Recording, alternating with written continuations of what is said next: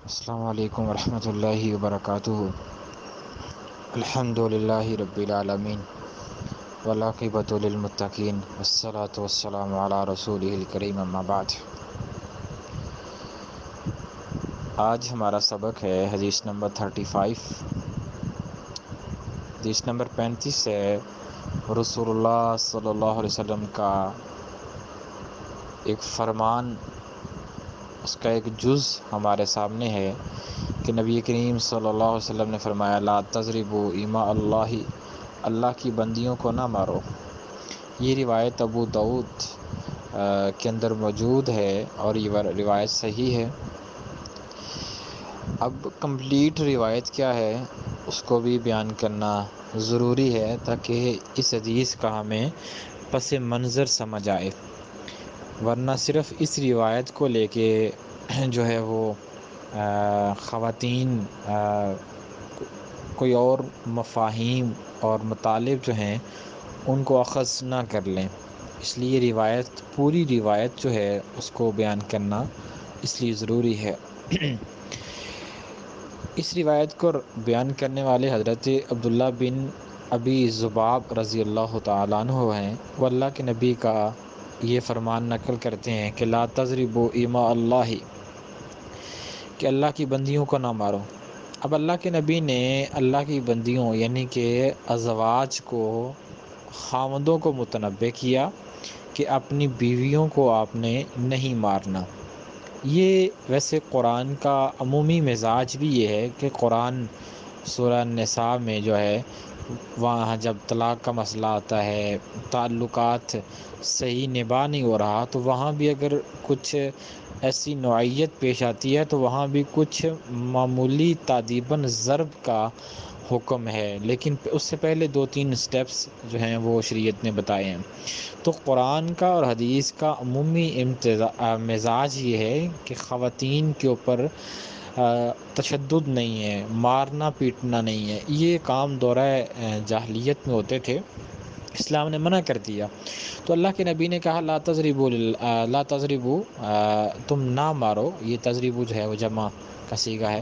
لا تضربوا اماء اللہ، اللہ کی بندیوں کو نہ مارو۔ اب اس فرمان کے آرڈیننس جاری ہونے کے بعد، یعنی کہ یہ سمجھیں کہ ایک صدارتی آرڈیننس جاری ہو گیا اللہ کے نبی کی عدالت سے، سپریم کورٹ سے، اعلیٰ عدلیہ سے ایک آرڈیننس جاری ہو گیا کہ خواتین کو نہیں مارنا۔ یہ مدینہ کی عدالت نے فیصلہ کر دیا ہے۔ قاضی کون ہے؟ محمد الرسول اللہ صلی اللہ علیہ وسلم۔ لیکن اس کے بعد ہوا کیا؟ جیسے آج ہو جاتا ہے، خواتین کے بارے میں کوئی روایت پڑھیں تو خواتین اس کو اپنے حق میں لے لیتی ہیں، اگر مردوں کے حق میں کوئی روایت پڑھیں تو مرد اس کو لے کے اپنے حق میں بڑا اچھلنا کودنا شروع ہو جاتے ہیں۔ تو یہی تب ہوا۔ اب خواتین بہت سے مرد جو ہیں وہ شکایات لے کر حضرت عمر فاروق رضی اللہ تعالیٰ عنہ کے پاس آئے۔ حضرت عمر فاروق رضی اللہ تعالیٰ عنہ کو کہا کہ اللہ کے نبی کے اس فرمان کے بعد خواتین جو ہیں وہ دلیر ہو گئی ہیں، بہادر ہو گئی ہیں۔ مطلب یہ ہے کہ وہ خواتین جو ہیں وہ اپنی مرضیاں منمانیاں کرتی ہیں، کیونکہ ان کو پتہ ہے کہ اللہ کے نبی کی عدالت سے ایک آرڈیننس جاری ہو چکا ہوا ہے کہ ہمارے شوہر ہمیں مار نہیں سکتے۔ تو جب ان کو پتہ تھا کہ شوہر ہمارے اوپر ہاتھ نہیں اٹھا سکتا، کیونکہ شوہر صحابہ تھے، مطلب وہ اللہ کے نبی کے شاگرد تھے، تو اللہ کے نبی کے شاگردوں کو حکم تو یہ تھا کہ اللہ کی بندیوں کو نہیں مارنا۔ تو خواتین بڑا مطلب ان کے اندر ایک کانفیڈنس مطلب کریٹ ہو گیا کہ ہمیں تو کچھ کہا نہیں جانا۔ جیسے کہ آج ایک بچے کو پتہ ہو کہ میں جو کچھ بھی کروں گا مجھے والدین نے کچھ نہیں کہنا، تو وہ بچہ بڑا دلیری سے سارے کام کرتا ہے، تو چاہے وہ اچھے ہوں یا برے ہوں۔ تو یہ معاملہ لے کے حضرت عمر فاروق رضی اللہ تعالیٰ عنہ کے پاس مرد آئے، تو اللہ کے نبی نے پھر ان کو کچھ رخصت جو ہے وہ عنایت کر دی، یعنی کہ کچھ تادیباً خواتین کو مارنے کی اللہ کے نبی نے رخصت دے دی، کیونکہ معاملہ بہت اس طرح کا نوعیت کا ہو گیا کہ خواتین دلیر ہو گئی تھیں، تو اللہ کے نبی نے کچھ ان کو تادیباً مارنے کی رخصت دے دی۔ جب ان کو مارنے کی رخصت دی تو معاملہ اس کے الٹ ہو گیا کہ کوئی ایسی بات ہونی تو تادیباً کچھ شوہر نے کچھ کہہ دینا یا کچھ ایک ضرب لگا دینی، تو خواتین کی لائن لگ گئی کہ خواتین جو ہیں وہ اللہ کے نبی کے پاس شکایات لے کے آنا شروع ہو گئیں کہ اللہ کے نبی شوہر ہمارے اوپر تشدد کرتے ہیں۔ اب عورت جو ہے وہ اس طرح کی ایک اس کا مزاج ہے کہ اس کو اگر تھوڑا سا آپ تادیباً ضرب بھی لگائیں گے تو وہ اس کو سمجھے گی کہ مجھے بہت پتھر مارا گیا ہے، یعنی کہ ایک اس کو یہ کہہ لیں کہ نازک صنف اس کو کہا جاتا ہے نا، صنف نازک۔ تو یہ صنف نازک جو ہے وہ اتنی نازک ہوتی ہیں کہ ان کو اگر کوئی تدیبی ضرب بھی اس میں شاید پیار محبت ہی کیوں نہ ہو، لیکن اس کو بھی وہ شاید سمجھتی ہیں کہ ہمیں کوئی پتھر مارا گیا ہے۔ تو شوہروں کی شکایات لے کے اب اللہ کے نبی کی عدالت میں خواتین آنا شروع ہو گئیں کہ اللہ کے نبی جی ہمارے شوہر جو ہے وہ ہمیں بات بات پہ کہیں ایسی بات ہوتی ہے تو وہ تدیباً مارتے ہیں۔ مطلب صحابہ مارتے تو نہیں، اسے ظلم تو نہیں کرتے تھے، مطلب جیسے آج کل کہیں معمولی کوئی بات ہو جانا، غصے میں آ جانا، یا مطلب ویسے بات ہو جانا تو یقیناً ہو جاتا ہے، معاملات میں کہیں اونچ نیچ جو ہے وہ ہو جاتی ہے۔ تو یہ معاملات جو ہے وہ خواتین لے کے اللہ کے نبی کے پاس آنا شروع ہو گئیں۔ تو پھر اللہ کے نبی نے مخاطب کر کے صحابہ کو کہا کہ جو خواتین کو مارتے ہیں وہ بہترین انسان نہیں ہیں۔ اب دیکھیں، جب اللہ کے نبی کے پاس مرد شکایات لے کے آئے تو اللہ کے نبی نے یہ نہیں کہا کہ جو عورتیں اپنے شوہروں کو مارتی ہیں وہ بہترین بندیاں نہیں ہیں، یہ نہیں کہا، بلکہ مردوں کو کچھ مارنے کی رخصت دے دی۔ جب شوہروں کی شکایات لے کر خواتین اللہ کے نبی کے پاس آئیں تو اللہ کے نبی نے خواتین کو یہ نہیں کہا، خواتین کو مارنے کی رخصت نہیں دی، حالانکہ ہونا تو یہ چاہیے تھا کہ جب مرد شکایات لے کے آئے تھے تو عورتوں کو مطلب عورتوں کی شکایات لے کے مرد آئے تو اللہ کے نبی نے کچھ ان کو مارنے کی رخصت دے دی۔ اسی طرح ہونا تو یہ چاہیے تھا کہ جب شکایات لے کے خواتین اللہ کے نبی کے پاس آئیں تو ان کو بھی تھوڑا مارنے کی اجازت ہو جانی چاہیے تھی، لیکن اللہ کے نبی نے خواتین کو مارنے کی اجازت نہیں دی، کیونکہ اللہ نے حاکم بنایا مرد کو۔ الرجال قوامون علی النساء، اور بھی بہت سی روایات ہیں، تو مرد حاکم ہے، تو عورت کو قطعاً یہ رخصت نہیں دی جا سکتی تھی، ورنہ معاملہ بہت الٹ ہو جانا تھا۔ لیکن اللہ کے نبی نے یہ کہہ کے عورتوں کا حوصلہ بڑھا دیا کہ جو مرد اپنی عورتوں کو مارتے ہیں وہ بہترین انسان نہیں ہے، مطلب وہ مومن کی کیٹیگری میں نہیں آتی۔ مومن کون ہوتا ہے؟ وہ معاملات کو سلجھاتا ہے، معاملات کو نمٹاتا ہے، کمپرومائز کرتا ہے۔ تو میں ہمیشہ یہ کہا کرتا ہوں کہ عورت کو ذلیل کرنا یہ ایک بہت بڑا بے شرمی اور بے غیرتی کا امر ہے، اور عورت سے ذلیل ہونا بھی بے شرمی اور بے غیرتی کا امر ہے۔ یہ میرا ایک نقطہ نظر ہے۔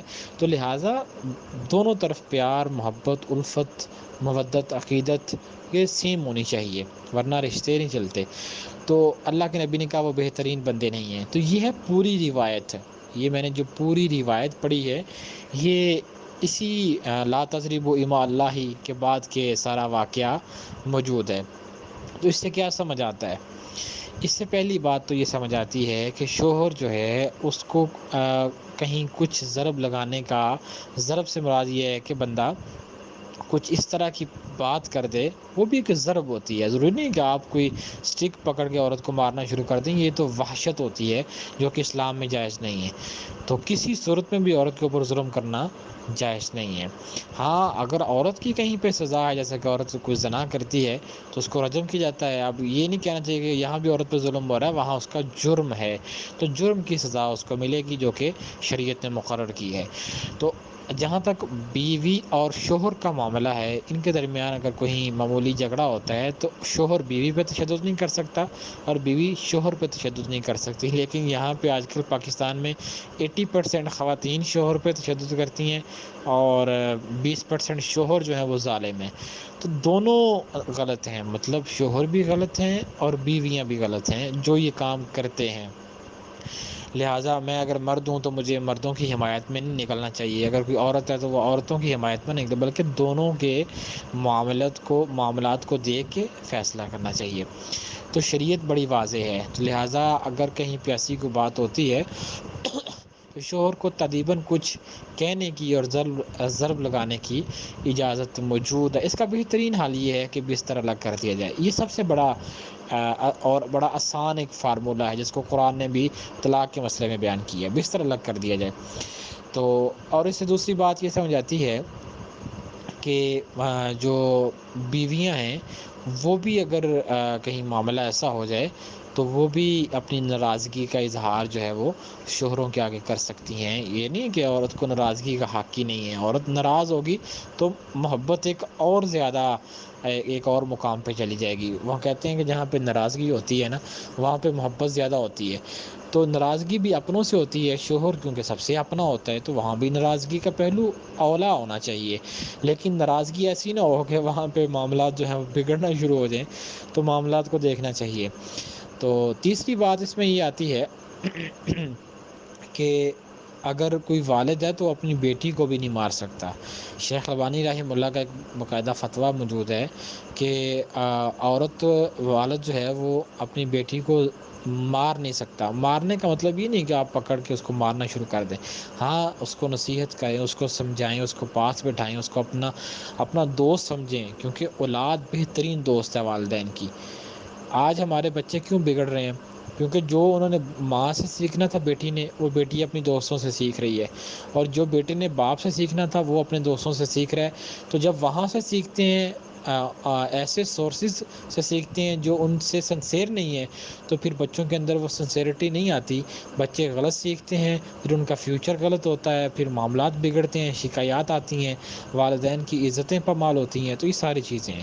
تو لہٰذا جب شوہر اور بیوی کے درمیان بھی معاملات ویسے ہوں گے جو شریعت نے کہے ہیں, تو یقیناً ان کی اولاد کے درمیان بھی ویسے ہوں گے. تو ہمیں ایک نمونہ بننا چاہیے, کہ مثال بننا چاہیے اپنے بچوں کے لیے. بچے وہی کرتے ہیں, وہی سیکھتے ہیں جو پیرنٹس کرتے ہیں. تو بچوں کے سامنے عملی نمونہ جو ہے وہ بنے. ان کے سامنے لڑے نہیں, ان کے سامنے جھگڑے نہیں, بات بات پہ ایک دوسرے کو اونچا نیچ جو ہے وہ دکھانے کی کوشش نہ کریں. ہاں اگر شوہر بیوی سے ناراض ہے, بیوی شوہر سے ناراض ہے, تو اس ناراضگی کو کمرے کے اندر سولو کرنے کی کوشش کریں, نہ کہ بچوں کے سامنے. تو اللہ ہمیں صحیح معنوں میں کتاب و سنت سمجھ کر عمل پیرا ہونے کی توفیق عطا فرمائے.